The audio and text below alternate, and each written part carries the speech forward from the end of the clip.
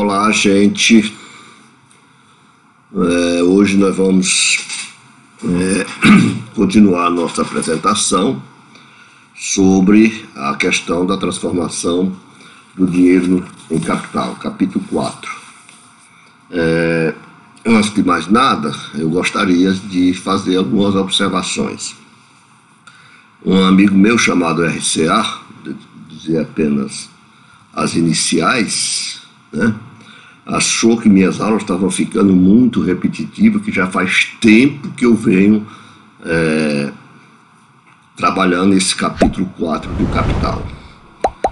Mas eu gostaria de dizer que esse curso que eu estou fazendo sobre o capital não é para quem já conhece o capital, para quem tem conhecimento aprofundado do capital, mas para aquelas pessoas que têm um conhecimento de iniciante e que querem, digamos assim, entrar pela primeira vez na leitura de O Capital. Por isso eu muitas vezes parece que eu estou repetindo a mesma aula, as mesmas coisas, mas não é bem isso, né? Quem me acompanhou até aqui sabe muito bem que eu levei, parece, eu não estou enganado, 5 aulas discutindo as determinações históricas do conceito do capital, e agora nós estamos com 6 aulas discutindo, apresentando as determinações lógicas do conceito de capital. Achamos por bem separar esses dois momentos, o histórico e o lógico, embora não possam ser separados, mas por questões didáticas, né, para questões de uma mais fácil compreensão do conceito. Então, na aula passada, né, nós iniciamos a discussão do capital como sujeito automático. E nessa exposição, nós deixamos claro a dificuldade, né, ou tropeço da economia política clássica com esse conceito. Vale dizer, em linguagem mais clara, a economia política clássica não pôde desenvolver o conceito de transformação do dinheiro em capital, porque, tanto por conta do método abraçado por ela, que é o método analítico, né, como também pelo fato de que a história está ausente em toda a exposição do capital. Por isso, para a economia política clássica, parecia, né, aos olhos de Adam Smith e David Ricardo, esses dois grandes monstros do pensamento econômico moderno, né, que parecia impossível derivar uma relação social de uma coisa corpórea, fora dos indivíduos, que no caso é o ouro, que no caso é o dinheiro. Então, para eles era quase que humanamente impossível ver o dinheiro como uma relação social historicamente determinada. E por isso tanto por conta do método como por conta do fato de que neles falta o momento da história na determinação ou na gênese das categorias de O Capital, da obra O Capital de Karl Marx. E nós encerrávamos, na vez passada, perguntando porque era impossível passar diretamente das coisas, no caso o ouro ou a prata, ou partir do trabalho, como o Adam Smith prefere fazer, como os clássicos preferem fazer, partir do trabalho para o conceito de capital. Ora, partir do trabalho para o conceito de capital é humanamente impossível, né? Veja bem por quê. Se a realidade é uma realidade histórica, né? Se a história está presente no processo de formação do homem, né? Isso significa dizer que o mundo nem sempre foi como é. As coisas estão mudando e mudam sempre, né? Nós temos né, olha para trás, a gente vê que existiram modos de produção, né, que apareceram e desapareceram ao longo do tempo, e com isso para se afirmar categoricamente, né, que se uma coisa é histórica, ela é efêmera, significa dizer que ela não é eterna. Então, cabe a Marx no Capital, né? Ele não poderia, Marx, partir do trabalho para o conceito de capital, porque o trabalho é uma categoria que sempre existiu, desde que o homem é homem.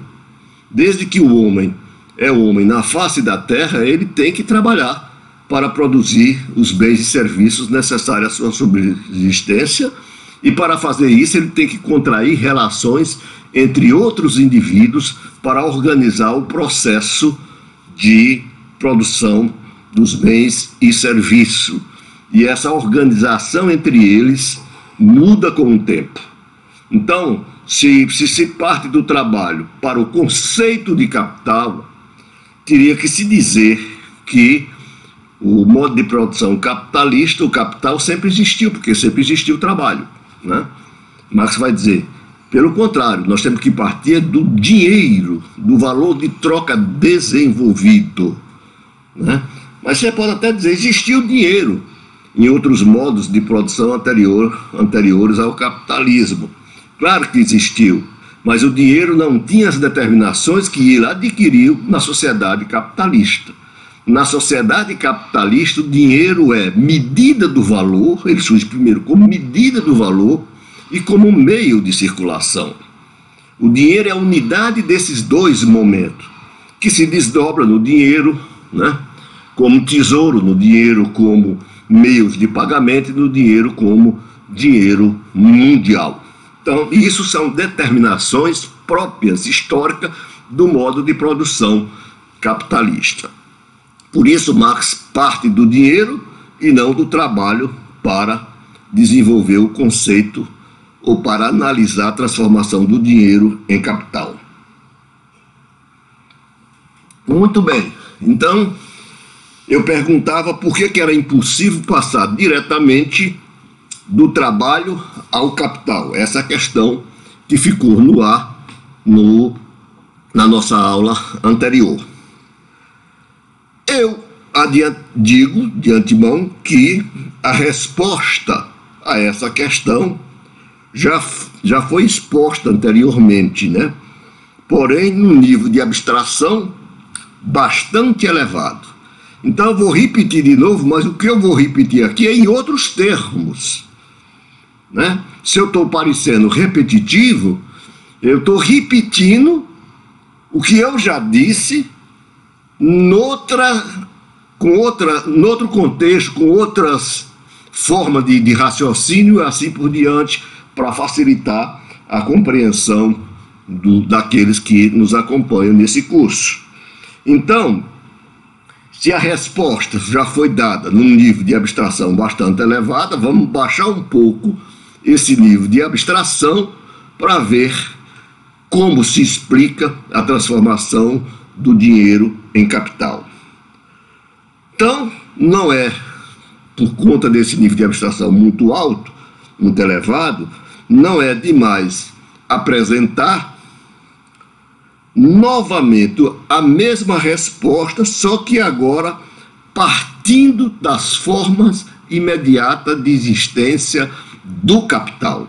Quais são as formas imediatas de existência do capital? Capital é dinheiro, essa é uma forma de existência dele, e o capital é mercadoria. Mas o capital só é dinheiro e o capital só é mercadoria, adiantando logo agora, antecipando, em movimento, na medida em que o dinheiro se transforma em mercadoria, mercadoria em dinheiro, dinheiro em mercadoria, e assim por diante. Mas vamos analisar devagarinho essas formas imediatas de existência do dinheiro para responder à questão de por que, né, tem que se partir do valor de troca do dinheiro para explicar a transformação, sua transformação em capital. Muito bem. A começar pelo dinheiro, este em si mesmo e por si mesmo não é capital. Nós vimos na apresentação passada que se você tomar o ouro como dinheiro, o ouro existia como ornamento nas sociedades pré-capitalistas, no Peru e outras sociedades, na Índia e assim por diante.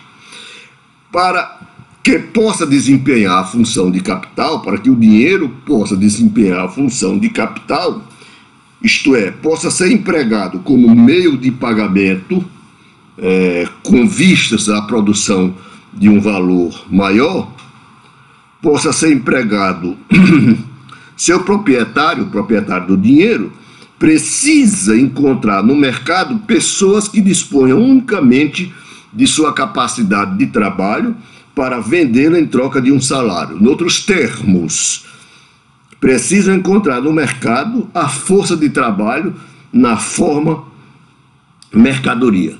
Se vocês olharem lá a playlist das determinações históricas do capital, vocês vão ver que aqui, né, a transformação do dinheiro em capital pressupõe a transformação da força de trabalho em mercadoria. Isso é uma determinação histórica, né? A força de trabalho, a atividade humana sempre existiu, mas só que no capitalismo a força de trabalho, a capacidade de trabalho do ser humano adquire a forma de mercadoria. Isso é uma determinação histórica, né? A compra e venda dessa mercadoria, cuja aparência imediata não passa de uma simples operação monetária, pressupõe o comprador como capitalista e o vendedor como assalariado em sua relação de classe. Então, a transformação do dinheiro em capital é uma relação entre duas classes, de um lado capitalista, de um lado trabalhador assalariado. Não é o dinheiro, vamos deixar bem claro, que estabelece essa relação. Como ele não pode comprar escravo, como o dinheiro não pode comprar escravos, numa sociedade de homens livres, igualmente não poderá exercer a função de capital numa sociedade onde a força de trabalho não se encontra dissociada de seus meios de produção, onde a força de trabalho não é mercadoria. É essa condição histórica que pode converter uma simples função monetária de compra e venda de uma mercadoria numa função de capital. Né? Isso a economia política clássica não conseguiu fazer porque lhe faltou, tanto por conta do método, que é o método analítico, como por conta do fato de que ela naturaliza, né, todas as categorias. Não tem interesse, como diria Marx em Teorias da Mais-Valia, em desenvolver a gênese das categorias com as quais ela trabalha. Assim como o dinheiro, a outra forma de existência do capital, a mercadoria,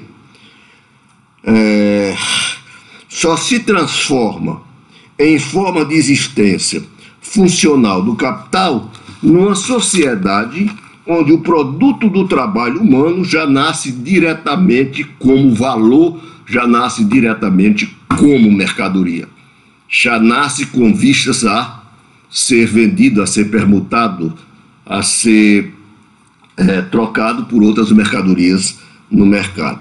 No mundo em que os valores de uso produzidos só se transformam em mercadoria pela ação do comércio, não pode assumir com exclusividade a função de mercadoria, e assim a de forma de existência do capital. O que o Marx está dizendo aqui, eu estou tirando isso aqui, essa passagem, lá do livro 3, capítulo 20, onde Marx diz: no mundo onde o produto do trabalho só se transforma em mercadoria pela ação do comércio, isto é, você tem produção de mercadorias, de valores de uso, o excedente desses valores de uso pelas comunidades pode ser trocado entre elas. Então, só pela ação do comércio, né, o produto do trabalho adquire a função de mercadoria. No capitalismo é o contrário. Como o produto do trabalho já nasce como mercadoria, né, é esse produto circulando que cria o seu próprio comércio, que cria o seu próprio mercado. Essa é a diferença entre uma e outra. São necessárias, portanto, certas condições histórico-sociais que façam com que o comércio apareça como resultado do movimento de metamorfose da mercadoria em dinheiro e do dinheiro em mercadoria. E não o contrário. Isso somente acontece quando o produto do trabalho privado autônomos e independentes entre si se relacionam como mercadorias, o que pressupõe a existência de uma sociedade onde o conceito de igualdade humana já possui, como dizia Marx se referindo a Aristóteles, já possui a consciência de um preconceito, ou a força de um preconceito popular. Ou seja, numa sociedade de homens livres e iguais, né, só nessa sociedade os produtos do trabalho podem ser igualados entre si. Né? Muito bem. O capital, decorrente daí, o capital é, portanto, uma relação histórico-social. Além disso, o capital é movimento, como adiantei inicialmente, processo com diferentes fases, que abrange 3 formas particulares de existência, como momentos diferenciados desse mesmo processo. O capital no seu movimento, ele é inicialmente capital dinheiro, que é adiantado para comprar força de trabalho, meios de produção, é capital produtivo, né, depois de comprar desses meios de produção, força de trabalho, né, esses elementos do processo de trabalho são combinados para produzir uma nova mercadoria, cujo valor seja maior do que foi inicialmente adiantado. E capital, mercadoria. Então, o capital, no seu movimento, ele é primeiro capital dinheiro, capital produtivo e capital mercadoria. Se o dinheiro não exercer a forma de capital, ele se congela e se transforma em tesouro. Não poderá, portanto, se converter em meios de produção e força de trabalho, e assim desempenhar a função de capital produtivo. Por sua vez, se não desempenha a função própria de capital mercadoria, as mercadorias tornam-se invendáveis e sua acumulação não permitirá aos capitalistas reembolsarem o capital adiantado acrescido de lucro.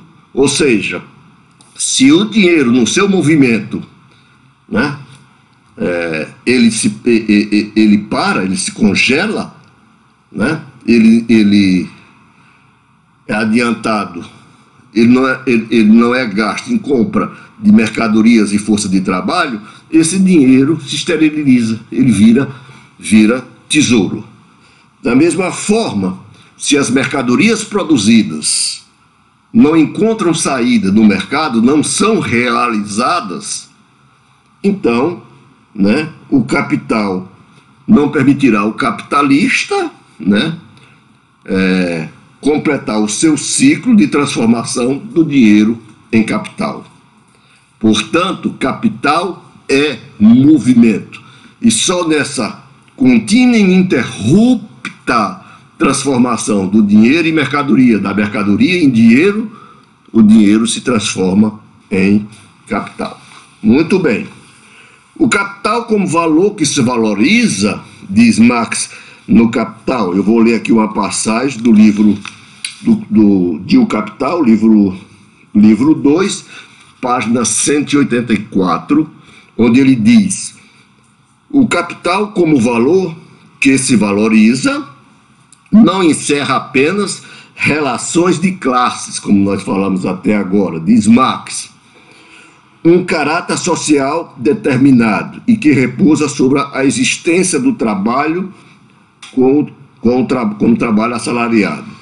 Ele é movimento, diz Marx na página 184 do livro 2, e como tal tem em si mesmo a força do seu movimento, que o transforma num sujeito automático desse processo ciclo de mudança de forma. A força que faz com que o dinheiro se movimente continuamente, que ele se transforme em mercadoria, a mercadoria se transforma em dinheiro, que esse movimento seja contínuo e ininterrupto, a força desse movimento, né, está no próprio capital. Não vem de fora, mas está no próprio do capital. Por isso ele se transforma num sujeito automático. O capital só é capital porque ele é esse sujeito, que não para nunca. É como um trabalho de Sísifo, né? É o dinheiro que é adiantado para comprar mercadorias que são vendidas, transformadas em dinheiro, para que esse dinheiro de novo se transforme em mercadoria e ad infinitum, e assim por diante, né? Por isso é que Marx chama o capital de sujeito automático, de um sujeito que tem nele mesmo a força, né, ou a fonte, ou a matriz do seu próprio movimento. Ou como expõe Marx, na circulação, dinheiro, mercadoria, dinheiro, diz Marx, e Marx vai dizer isso na página 229, 230, diz Marx, né? Mercadoria e dinheiro funcionam apenas como modos diversos de existência do próprio valor, do próprio capital. São modos diversos de existência do capital, são as formas imediatas de existência do capital. O dinheiro como seu modo de existência universal, né? E a mercadoria como seu modo de existência particular, por assim dizer, disfarçado, né? O dinheiro é universal, em qualquer canto, mas as mercadorias, há uma multiplicidade, uma infinidade de mercadorias que são utilizadas pelo capitalista para valorizar o seu capital. Então, portanto, são formas particulares de existência. A mercadoria é uma forma particular de existência do capital, ou formas particulares de existência do capital. O valor passa, diz Marx, continuando, constantemente de uma forma a outra, sem se perder nesse movimento. E com isso, transforma-se num sujeito automático do processo. Ora, se tomarmos as formas particulares de existência que o valor que se autovaloriza assume sucessivamente no decorrer de sua vida, chegaremos a essas duas proposições. Capital é dinheiro, capital é mercadoria. Mas não esqueça, só enquanto ele estiver em movimento. Na verdade, porém, o valor se torna aqui o sujeito de um processo em que ele, por debaixo de sua constante variação de forma, de mudança de forma, altera sua própria grandeza e como mais valor, repele a si mesmo como valor originário, valoriza a si mesmo. Pois o movimento em que ele adianta mais valor é o seu próprio movimento. Sua valorização é, portanto, autovalorização. Por ser valor, ele recebeu a qualidade oculta de adicionar valor, de criar lucro, de criar mais-valia. Ele pare filhotes, ou pelo menos põe ovos de ouro. Neste movimento, nesse processo do capital como sujeito automático, ele tem a capacidade de criar mais valor do que o valor inicialmente adiantado para ser transformado em capital, né? O dinheiro não é o dinheiro que pare filhotes por si próprio.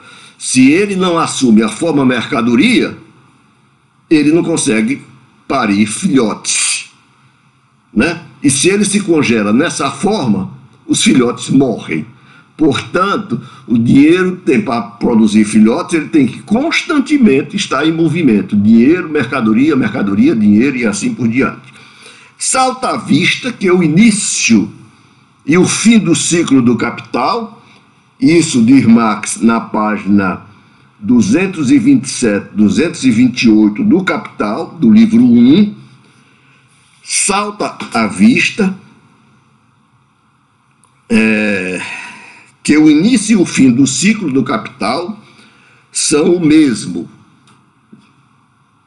que é o dinheiro, valor de troca, e desse modo o movimento é interminável. Sem dúvida, dinheiro só se torna dinheiro acrescido de mais dinheiro. Por exemplo, 100 libras se torna, portanto, 110, porém, considerados de modo puramente qualitativos, vamos atentar bem para esse caso, para a dialética, como a dialética entra aqui na explicação da transformação do dinheiro e capital.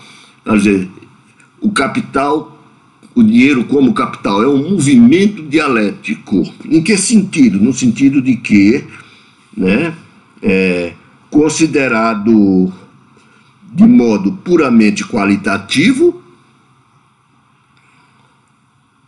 110 são o mesmo que 100 libra esterlina, ou seja, dinheiro. Não há nenhuma diferença qualitativa entre 100 libras e 110 libras. Tudo é dinheiro, né? Tudo é a mesma coisa, né? E considerado quantitativamente, aí a coisa muda de figura. 110 são uma quantia limitada de dinheiro, tanto quanto 100, né? Aqui a relação qualidade e quantidade é uma relação dialética. O dinheiro, do ponto de vista qualitativo, ele é ilimitado, ele pode se trocar por qualquer coisa, mas sempre é uma soma quantitativamente limitada, né? Aí nasce uma contradição. Qualitativamente ele tende para o infinito, vamos dizer assim, mas sempre quantitativamente ele é uma soma limitada. Ele é ilimitado qualitativamente falando e limitado quantitativamente falando. Muito bem, vamos ver como se resolve essa contradição. E aqui está todo o segredo da transformação do valor em capital ou do dinheiro em capital. Deixariam de, diz ele, se as 100 libras esterlinas fossem gastas como dinheiro, ele deixaria de desempenhar o seu papel. Se fosse gasto simplesmente como dinheiro. Por exemplo, o dinheiro que nós usamos, nós assalariados, nós gastamos o dinheiro definitivamente, né? O dinheiro que nós temos é para ser gasto como dinheiro. Nas mãos do capitalista, o dinheiro que ele tem é para ser gasto não como dinheiro, mas como capital. Ou seja, ele adianta dinheiro para adquirir lucro, para adquirir mais-valia. O capitalista, quanto mais gasta, mais ganha. Nós, quanto mais gastamos, mais endividados e empobrecidos nós nos tornamos, né? Retiradas da circulação, as 100 libras esterlinas se petrificariam como tesouro, e nem um centavo lhe seria acrescentado, ainda que permanecesse nesse estado até o dia de juízo final, diz Marx. Se então o objetivo é a valorização do valor, há tanta necessidade de valorização das 110 libras esterlinas quanto das 100 libras esterlinas, já que são valores quantitativamente limitados, pois ambos são expressões limitadas do valor de troca e têm, portanto, a mesma vocação para se aproximar da riqueza por meio da expansão de sua grandeza. Como a soma quantitativamente limitada, né, pode se transformar em algo maior do que o seu limite quantitativo. Como 100 pode se transformar numa quantia maior do que 100, como 110 pode se transformar numa quantia maior do que 110. Né? Porque aqui nós temos uma contradição. O dinheiro seja como o dinheiro enquanto tal, ele é qualitativamente ilimitado e quantitativamente limitado. Então, como se resolve isso? É verdade que, por um momento, o valor originalmente adiantado de 100 libras se diferencia do mais-valor de 10. 100 libras cria 10 de mais-valia, que ele é acrescentado, mas essa diferença se esvanece imediatamente. No final do processo, não obtemos, de um lado, um valor original de 100 e, de outro lado, o mais-valor de 10.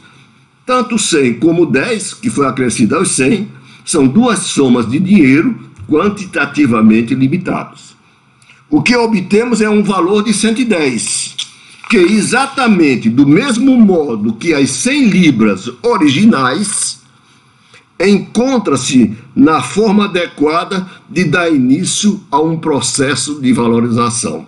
Assim como as 100 libras foram valorizadas, foram acrescidas de 10 e viraram 110, esse 110 também tem que ser valorizada, digamos, se for uma taxa de 10%, vai de 110 para 121, e assim por diante. Ao final do movimento, o dinheiro surge novamente como seu início. Assim, o fim de cada ciclo individual, em que a compra se realiza para a venda, constitui por si mesmo o início de um novo ciclo. A circulação simples de mercadoria serve de meio para uma finalidade que se encontra fora da circulação. Porque na circulação das mercadorias, no mundo onde acontecem as compras e vendas, a troca é sempre troca de equivalente. Se são sempre troca de valores iguais, como valores iguais, essa troca pode gerar algo maior do que elas são.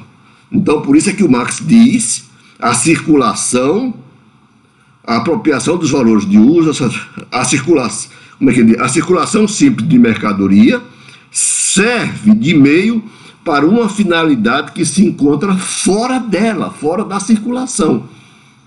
O capitalista vai ao mercado, para ficar mais fácil, compra a mercadoria, força de trabalho, retira da circulação essa mercadoria, força de trabalho, para que ela acrescente valor às mercadorias que ele já comprou, máquinas, equipamentos, instalações, edificações.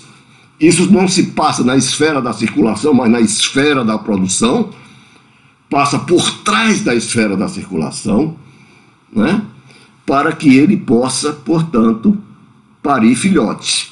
Então, a circulação, né, simples de mercadoria serve de meio para uma finalidade que se encontra fora da circulação: a apropriação de valores de uso, a satisfação das necessidades. A circulação do dinheiro como capital é, ao contrário, um fim em si mesmo, pois a valorização do valor existe apenas no interior deste movimento, sempre renovado. E Marx fecha o parágrafo dizendo o seguinte: o movimento do capital é, por isso, desmedido. E aqui nós temos um problema sério que nós temos que enfrentar. O movimento do capital é um movimento desmedido, é um movimento sem medida, vamos dizer assim, né? É um sem medida, é uma desmedida, né? Aqui Marx faz uso da dialética, da doutrina do ser de Hegel, né? para explicar como esse sujeito, como capital, se apresenta como um movimento desmedido. Não que ele traga a dialética de fora, né? E com ela se aproprie do objeto capital para dizer o que o capital é. Não, o capital é nele mesmo esse movimento desmedido. Por isso a dialética, ele é um movimento dialético, né? Em que uma medida quantitativamente limitada se transforma em algo, né, que é um eterno e constante avanço dessa medida, valorização dessa medida. Por isso ele é movimento desmedido. Eu vou parar por aqui para que vocês façam uma reflexão maior, né, mais demorada. Assistam o vídeo, que nós vamos entrar agora na questão de perguntar se o movimento de valorização do capital é um movimento sem medida. Se o movimento do capital é um movimento sem medida, então o capital não encontra limites. Ele, de forma histórica e limitada que é, se transforma numa forma ahistórica, numa forma eterna de produção, né? Ele, não encontrando limites, ele não tem fim. Então o mundo será sempre capitalista, né? Não há como, se o capital não tem limites, né? Se ele não cria obstáculos ao seu desenvolvimento, a esse movimento de autovalorização, ele de algo limitado, de algo efêmero, torna-se eterno, tá? Mas isso é uma questão que nós vamos enfrentar no nosso próximo encontro. E eu diria mais, quando eu apresento o vídeo, né, como esse, eu faço as minhas anotações, né? E eu não tenho nenhum pudor, nenhuma preocupação de que, se alguém quiser, né, acompanhar o vídeo com as anotações que eu faço, basta me pedir, tá? Enviar para o meu e-mail. Eu vou deixar, né, o meu e-mail gravado aí para vocês, que eu mudei de e-mail, e quem se interessar, portanto, pelo rascunho que eu elaboro, pode me pedir que eu enviarei com o maior prazer, tá? Um abraço e até a próxima.